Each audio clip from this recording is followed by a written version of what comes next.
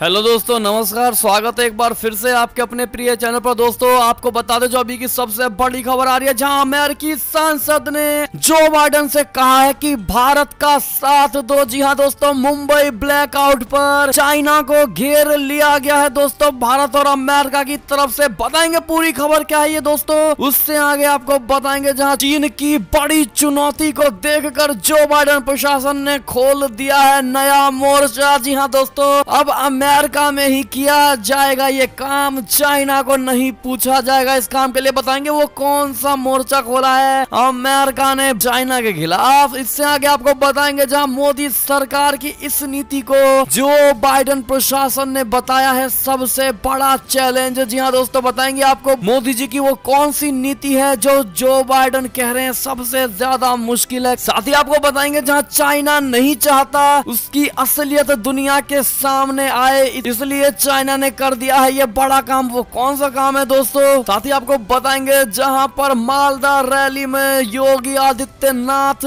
जमकर गरजे हैं दोस्तों, उन्होंने बड़ी बड़ी बातें कह दी है। टीएमसी के गुंडे गो तस्करी पर भी बड़ी बातें कही गई है दोस्तों। बताएंगे क्या क्या कहा है उन्होंने, तो बन रहेगा वीडियो के अंत तक। और अभी खबरों में आगे बढ़ने से पहले अगर आप भी मानते हैं कि मोदी जी तो हर चीज संभव और भारतीय सेना है तो हमारा देश सुरक्षित है, तो इस वीडियो को भी कर दीजिए लाइक, चैनल को कर दीजिए सब्सक्राइब, बेल आइकन दबाइए, साथ ही कमेंट बॉक्स में लिख दीजिएगा जय हिंद। जी हाँ दोस्तों, तो चलते हैं पहली और सबसे बड़ी खबर की तरफ, जहां मुंबई ब्लैक आउट पर घिरा चाइना। अमेरिकी सांसद ने जो बाइडेन से कहा कि भारत का साथ दो। बता दें मुंबई ब्लैक आउट साजिश पर चीन घिरता नजर आ रहा है। अमेरिका भी लगातार चीन की हरकतों पर नजर रख रहा है दोस्तों। अमेरिकी सांसद ने जो बाइडेन प्रशासन से चीन की हरकतों के खिलाफ आवाज उठाने और भारत के साथ खड़े होने की मांग की है। अमेरिका पहले भी चीन की दादागिरी के खिलाफ आवाज उठाता रहा है दोस्तों। आपको बता दें वरिष्ठ अमेरिकी सांसद फ्रैंक पेलोन ने जो बाइडेन प्रशासन से कहा है कि भारत की पावर ग्रिड पर चीन के साइबर हमले के विरोध में अमेरिका को भारत के साथ खड़ा होना चाहिए। कांग्रेसी फ्रैंक पेलोन ने ट्वीट में लिखा है कि अमेरिका को हमारे रणनीतिक मित्र यानी भारत के साथ खड़ा होना चाहिए और भारत में पावर ग्रिड पर चीन के खतरनाक साइबर हमले की निंदा करनी चाहिए। जी हाँ दोस्तों, आप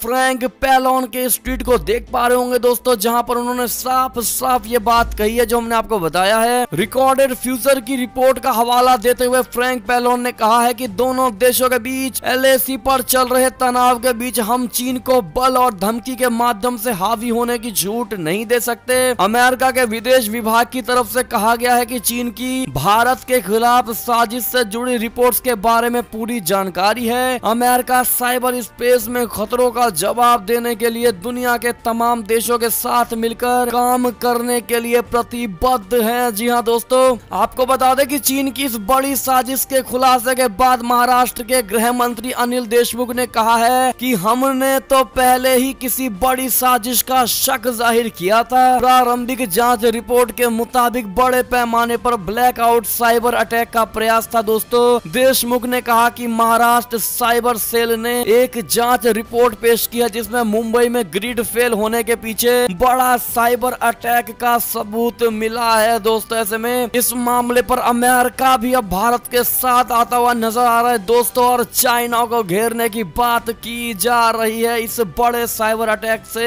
ऐसे में अगर आप भी भारत को दिए जा रहे अमेरिका की तरफ से साथ का समर्थन करते हैं तो थैंक यू अमेरिका, और हम भी अमेरिका के साथ हैं। ये बातें कमेंट सेक्शन में जरूर लिख दीजिएगा दोस्तों। चलते हैं अगली खबर की तरफ, लेकिन वीडियो को लाइक नहीं किया तो फटाफट से वीडियो को लाइक कर दीजिए दोस्तों, क्योंकि बहुत मेहनत लगती है वीडियो बनाने में। अगली खबर की बात करें तो चीन की चुनौती को देखकर जो बाइडेन प्रशासन ने खोला नया मोर्चा। अमेरिका में ही सेमीकंडक्टर्स बनाने की कर ली बड़ी तैयारी। बता दे चीन से प्रतिद्वंदिता में मुकाबला करने के लिए अमेरिका का जो बाइडेन प्रशासन सेमीकंडक्टर्स, आर्टिफिशियल इंटेलिजेंस और अगली पीढ़ी की तकनीक के विकास को अहमियत देने की रणनीति अपनाने जा रहा है दोस्तों। अमेरिका का जोर ज्यादा संख्या में माइक्रो चिप्स के उत्पादन पर होगा। इन चिप्स का इस्तेमाल कार, मोबाइल फोन और रेफ्रिजरेटरों में भी होता है। इनकी दुनिया में अचानक काफी कमी हो गई है। फिलहाल चीन उनकी सप्लाई का मुख्य स्रोत है। जो बाइडेन प्रशासन की रणनीति अमेरिका के सहयोगी देशों के साथ लेकर सेमीकंडक्टर फैब्रिकेशन और क्वांटम कंप्यूटिंग के क्षेत्र में आगे बढ़ने की है, ताकि परंपरागत तकनीक से ये देश आगे निकल सके। दोस्तों आपको बता दें कि जानकारों का कहना है कि इस रणनीति का एक मकसद ये भी है कि जहां तक संभव हो सके चीन की पहुंच कुछ खास प्रकार की तकनीकों तक ना बनने दी जाए। जी हाँ दोस्तों, चीन सरकार के इन तकनीकों को विकसित करने के पीछे अपनी ताकत लगा रखी है। साथ ही हुआवे जैसी कंपनियां इस दिशा में आगे बढ़ रही हैं। दोस्तों बताया ये जाता है कि 5 मार्च से शुरू हो रहे चीनी संसद नेशनल पीपुल्स कांग्रेस के अधिवेशन में राष्ट्रपति शी जिनपिंग नई तकनीकों के विकास की एक खास योजना पेश करेंगे। चलते अगली खबर की तरफ, जहां पर मोदी सरकार की इस नीति को जो बाइडेन प्रशासन ने बताया है बड़ा चैलेंज। बता दें मोदी सरकार के मेक इन इंडिया कैंपेन और व्यापार नीतियों को लेकर जो बाइडेन प्रशासन ने अपनी चिंता जाहिर की है। दोस्तों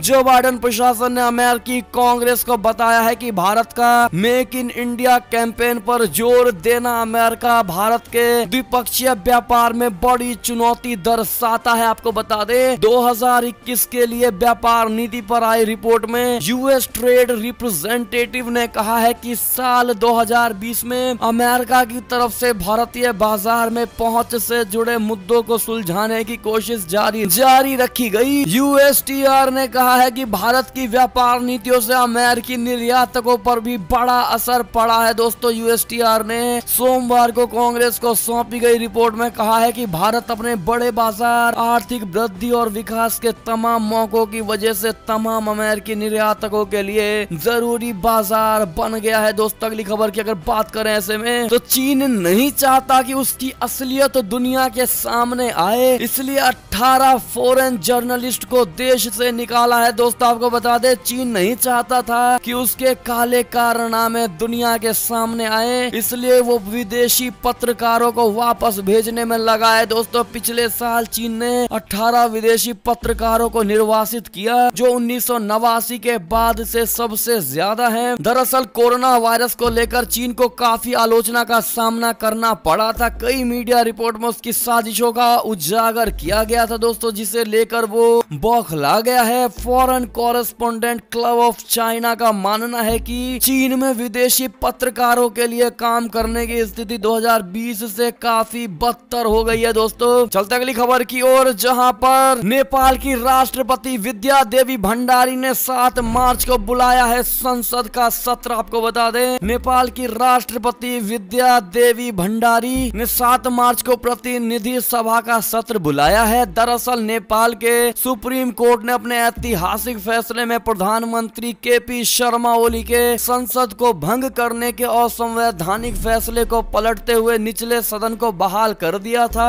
राष्ट्रपति कार्यालय की ओर से बताया गया है कि नेपाल के संविधान के अनुच्छेद 93(1) के तहत सरकार की अनुशंसा पर निचले सदन का सत्र बुलाया गया है। नोटिस के अनुसार 7 मार्च को 275 सदस्यीय सदन की बैठक 4 बजे शाम को शुरू होगी। अगली खबर की अगर ऐसे में हम बात करें तो बॉर्डर पर पहले से ज्यादा बड़े और आधुनिक ड्रोन तैनात कर सकता है चीन, मकसद है भारत पर नजर रखना। जी हाँ दोस्तों अगली खबर की बात करें अगर तो मालदा रैली में बोले योगी आदित्यनाथ जी, कहा 2 मई के बाद जान की भीख मांगेंगे टीएमसी के गुंडे और गो तस्करी पर हम लगाएंगे रोक। जी हाँ दोस्तों उत्तर प्रदेश के मुख्यमंत्री और भारतीय जनता पार्टी के फायर ब्रांड नेता योगी आदित्यनाथ ने मंगलवार को बंगाल में चुनावी सभा को संबोधित किया। बंगाल के मालदा में योगी आदित्यनाथ की रैली हुई, जहां उनके निशाने पर राज्य की ममता सरकार रही है। दोस्तों योगी ने आरोप लगाया है कि बंगाल में जय श्री राम के नारे बोलने से भी रोका जाता है। यूपी सीएम ने कहा कि 1 महीने में बंगाल की धरती पर परिवर्तन दिखाई देगा। बंगाल में एक बुजुर्ग माता को टीएमसी के गुंडों ने पीटा, लेकिन सरकार ने कोई एक्शन नहीं लिया।